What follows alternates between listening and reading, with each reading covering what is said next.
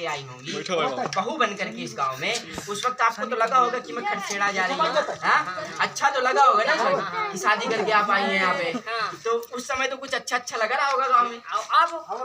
अब तो घूर देखा थे, पानी नहीं आई हमारे ससुर जी आए। अच्छा ससुर, ये सास और ससुर, इससे बढ़िया क्या हो सकता है। ससुर जी को देखिए, और वो नहीं पाते हैं कोटा, कब का खाए, न खेती न बाई, न हमारे लड़का न गदयाल साहेब कुछ नहीं पाई थी। आई कलोनी आई बाबा का गिरे घर में, तुम देखो तो कहा अब देखिए ये स्थिति है। जब ऐसी स्थिति देखते हैं तो कुछ लोगों ने कहा था कि आप ज्यादा भावुक हो जाते हैं, तो ये भावुक होने वाली बातें ही हैं कि आप इनको जब देखेंगे, जब आप ऐसे व्यक्ति को देखेंगे और जब ये इस तरह से बोलते हैं तो आखिरकार भावुक क्यों ना हुआ जाए। तो दादाजी नाम क्या है आपका? परसन नाम है, और कितनी उम्र हुई? जुमुखिया है, 100 के आसपास इनकी उम्र है।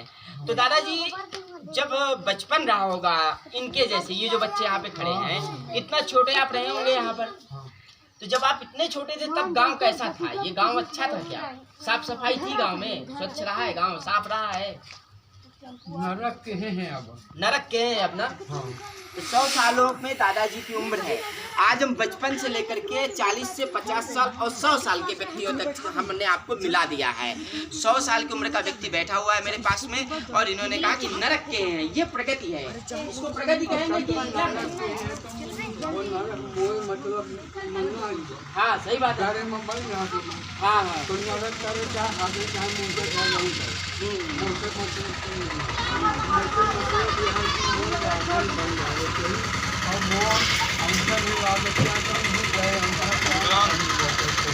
ये एक बड़ी समस्या है। देखिए जरा सा, ये 100 साल की उम्र है और इन्होंने कहा कि मेरा अंगूठा नहीं लग रहा है। ये आधार कार्ड की वजह से हो रहा है, आज इनका अंगूठा नहीं लग पा रहा है। और ये दादाजी हैं, 100 साल की उम्र हो गई है और इनको राशन नहीं मिल पा रहा है, राशन कार्ड नहीं है। तो अब सोचिए जरा सा कि ऑफलाइन की व्यवस्था और ऑनलाइन की व्यवस्था में कितना बड़ा अंतर है, और क्या ऐसे व्यक्ति को राशन नहीं मिलना चाहिए? ये नहीं खाएंगे तो कौन खाएगा? और बुजुर्गों के लिए सेवा नहीं हो पाएगी, बुजुर्गों के लिए सरकार नहीं होगी, बुजुर्गों के लिए प्रशासन नहीं होगा, बुजुर्गों के लिए गांव का नेतृत्व नहीं होगा, बुजुर्गों के लिए ग्राम सचिव नहीं होगा, बुजुर्गों के लिए ग्राम प्रधान नहीं होगा, तो आखिरकार होगा कौन? बड़ा सवाल है। अब देखिए जरा सा, 100 साल की उम्र में अंगूठा नहीं लग रहा दादाजी का। ये बहुत बड़ी समस्या है, पूरे ग्रामवासियों को बड़ी समस्या, हर जगह समस्या है, वो यहाँ की नहीं।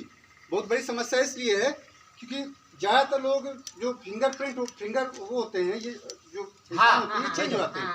एक अमूमन इनका कहना यही है, ये अंगूठा अगर नहीं लगेगा तो इनको राशन नहीं मिलेगा, और राशन कार्ड नहीं बना है। उनको कहते हैं कोटेदार की कटा हुआ है, अंगूठा नहीं लगा, हाथ कटे हैं तो वो भी कटे। इनका कहना है कि जब मेरे हाथ कटे हैं तो वो भी कटा है। हाथों से विकलांग है तो कैसे? जब हाथों से विकलांग है तो आधार कार्ड से नहीं मिलेगा और वो ऑटोमेटिक कट जाएगा, कोटेदार कह देगा कटा हुआ है, तो दादाजी को आखिरकार राशन कैसे मिलेगा और इनका जीवन यापन भरण पोषण कैसे होगा? ये बड़ा सवाल है वर्तमान की सरकार पर भी। और जो सरकार कहती है कि अंत्योदय, अंतिम गांव के अंतिम व्यक्ति तक पहुंचकर विकास करने की बात करती है कि अंतिम व्यक्ति का उदय होगा, तो ये वो अंतिम व्यक्ति है। एक अंतिम उम्र में चल रहे हैं, हो सकता है कि कल के दिन कब क्या हो जाए कुछ पता नहीं है, कह ही रहे हैं कि जुमुक जाए हो। तो ये स्थिति है, ये गांव पर चर्चा के द्वारा जरूरी है। तो आपको क्या आशा लगती है कि क्या होना चाहिए, बनना चाहिए आपका राशन? जी हाँ। चलिए हम इस चैनल के माध्यम से, गांव पर चर्चा के माध्यम से आवाज़ उठा रहे हैं शासन और प्रशासन से और समाज सेवियों से भी, कि जब तक शासन और प्रशासन इनको मुहैया नहीं करा सकता है तब तक ये समाज की जिम्मेदारी बनती है कि दादाजी को कुछ न कुछ राशन पहुंचना चाहिए। और मेरी भी व्यक्तिगत कोशिश होगी कि हम कुछ न कुछ यहाँ पर इनको राशन को उपलब्ध कराएं, चाहे व्यक्तिगत प्रयास से उपलब्ध कराएं या सामाजिक सहयोग से उपलब्ध कराएं, और प्रशासन से बात करके और ब्लॉक स्तर से बात करके इनके राशन की व्यवस्था कराने की कोशिश की जाएगी। तो इस प्रकार से आपने देखा कि गांव पर चर्चा के माध्यम से अगर चर्चा करने लगेंगे तो बहुत सारी चर्चा अभी यहाँ पर होती रहेगी, लेकिन आज ये प्रथम चरण की चर्चा है। और प्रथम चरण की चर्चा में आपको ग्राम पंचायत का पंचायत भवन दिख गया, गाँव के आसपास की गंदगी दिख गई, गाँव का प्रवेश द्वार ही कितना गंदा है।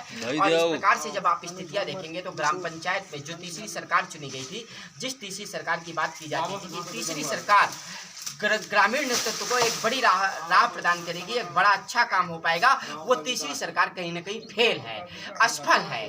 अगर वो सफल होती तो ग्रामीण विकास में जो अरबों खरबों रुपया, करोड़ों रुपए आता है, लाखों रुपए प्रत्येक 5 साल में आता है, तो वो लगता उसका सदुपयोग हो चुका होता था और गांव में प्रवेश करते हुए स्वच्छता दिखती, गांव के लोगों का उच्च जीवन स्तर दिखता।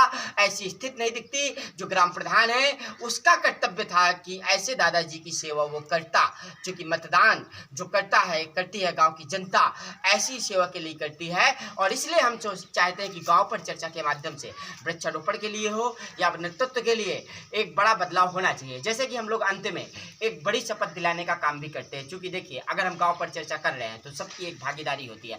वृक्षारोपण के लिए हमको भागीदारी करनी होगी एक व्यक्तिगत प्रयास से भी। तो मैं चाहता हूँ कि जो भी लोग यहाँ पर शपथ ले सकें, तो मैं जो बोलूँगा उसके साथ वो बोल सकते हैं और कह सकते हैं कि वृक्षारोपण किया जाएगा। और मैं मेरे साथ दोहरा सकते हैं आप, मैं शपथ लेता हूँ कि सभी लोग कहिए, सभी लोग गांव की सड़क के किनारे गांव को समर्पित करते हुए वृक्षारोपण करूँगा, वृक्षों का संरक्षण भी करूँगा, उस पेड़ को बड़ा करके आने वाली आबादी को, आने वाली पीढ़ी को समर्पित करूँगा। हम फिर मिलेंगे किसी और गांव से, गांव पर चर्चा के माध्यम से, गांव के मुद्दों के साथ। जय हिंद, जय भारत।